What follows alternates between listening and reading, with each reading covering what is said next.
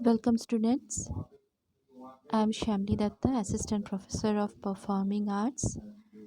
जैसे कि पिछले क्लास में मैंने वाद्य यंत्र के इंट्रोडक्शन और उसकी परिभाषा बताई थी। उसके बाद वाद्य यंत्र कितने प्रकार के होते हैं, यानी तत्वाद्य, सुषिर वाद्य, अवनद्य वाद्य, घन वाद्य, इनके बारे में बताई थी। उसके बाद सबसे पहले तत्वाद्य के बारे में मैं चर्चा की थी, जिसमें सबसे पहला वाद्य यंत्र तानपुरा, उनकी परिभाषा, उनकी परिचय के बारे में पिछले क्लास में बताई थी। आज मैं आपको तानपुरा के अंग के बारे में बताऊंगी, उनके बारे में चर्चा करूंगी।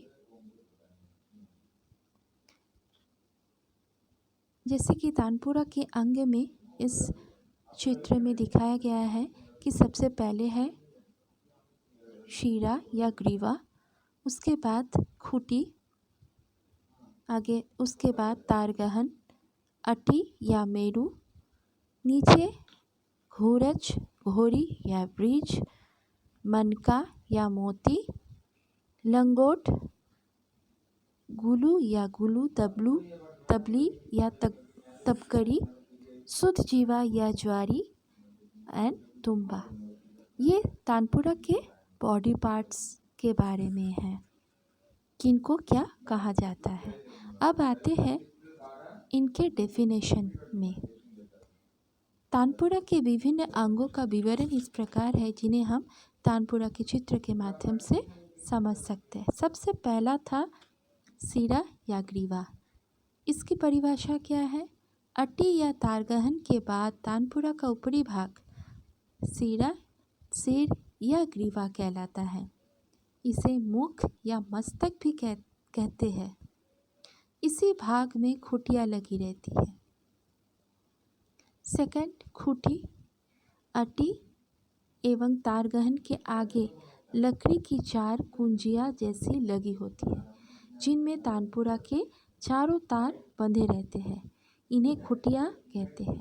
खुटी को घुमाने से ही तार को कसा या ढीला किया जाता है। खुटियों का निर्माण आबनूस, खैर, शीशम या अखरोट की लकड़ी से किया जाता है। यानी खुटी तारगहन के आगे लकड़ी की 4 कुंजियाँ रहती है, ब्लैक कलर का, उनमें 4 तार बांध के रखा होता है। और ये किस किस पेड़ की लकड़ी से बनता है? आबनूस, खैर, शीशम या अखरोट। अब आते हैं तारगहन। खुटियों की ओर डांड पर हड्डी की 2 पट्टियाँ लगी रहती है। इनमें से खुटियों की ओर से पहली पट्टी तारगहन कहलाती है। इस पट्टी में सुराख होते हैं, जिनके अंदर होकर तार खुटियों तक जाते हैं। ओके, देन फोर्थ पॉइंट में है अटी या मेरू। खुटियों की ओर से हड्डी की दूसरी पट्टी जो तारगहन के पास ही लगी होती है, उसे अटी कहते हैं या मेरू कहते हैं। इसके ऊपर होकर तार जाते हैं। तारगहन या अटी हड्डी और सांबर के सींग से बनी हुई है। यानी अटी किस सींग से बनी है? हड्डी और सांबर के सींग से बनी है। नेक्स्ट बॉडी पार्ट्स क्या आता है? डांड। तुम्बे में जुड़ी लकड़ी के लंबे भाग को डांड कहते हैं। इसे तून, शीशम इत्यादि की लकड़ी से बनाकर अंदर से खोखला रखा जाता है। खोखला को हम लोग बोलते हैं पोला। इसी में ऊपर की ओर खुटियाँ लगाई जाती है, जिनके द्वारा तार को खींच के रखते हैं। यानी ये किस लकड़ी से बनती है? तून या शीशम। नेक्स्ट 6th पॉइंट में है गुल या गुलू। जिस स्थान पर तुम्बा और डांड जुड़े रहते हैं, उसे गुल या गुलू कहा जाता है। उर्दू भाषा में फूल को गुल कहते हैं। घुरच, घोरी या ब्रिज। इसकी परिभाषा है घुरच को ही घुर्चे या घोड़ी और अंग्रेजी में ब्रिज कहते हैं। यह ऊँट की हड्डी सांबर के सिंग और आबनूस, खैर, शीशम की लकड़ी से बनी हुई होती है। यानी ये सिंग से भी बनती है और लकड़ी से भी बनती है, जो लगभग 4 इंच लंबी और 2 इंच चौड़ी होती है। इसी के ऊपर तानपुरा के तार स्थिर रहते हैं। तबली या तबकड़ी। तानपुरा में तुम्बा के ऊपर वाला लकड़ी का भाग उत्तर भारत में तबली और महाराष्ट्र में तबकड़ी कहलाता है। यानी तबली उत्तर भारत में कहा जाता है और तबकड़ी महाराष्ट्र में। इसी के ऊपर खुरच लगाई जाती है, जिसके कारण तुम्बा में गूंज उत्पन्न होती है। नेक्स्ट, सूत, जीवा या ज्वारी। घुरज के ऊपर तारों के नीचे एक धागे का टुकड़ा दबा दिया जाता है। इस धागे को आगे पीछे सरकाने से या हटाने से एक निश्चित बिंदु पर तानपुरा का स्वर अच्छी गूंज के साथ उत्पन्न होती है। इसी को ज्वारी खुलना कहते हैं।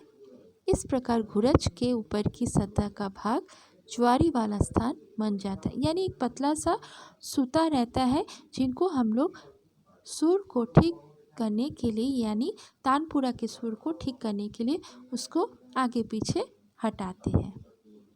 नेक्स्ट, तुम्बा। नीचे की ओर गोल तथा कुछ चपटे आकार का हिस्सा तुम्बा या तुम्बी कहलाता है। इसके अंदर पोल होने के कारण स्वरों की गूंज बढ़ जाती है।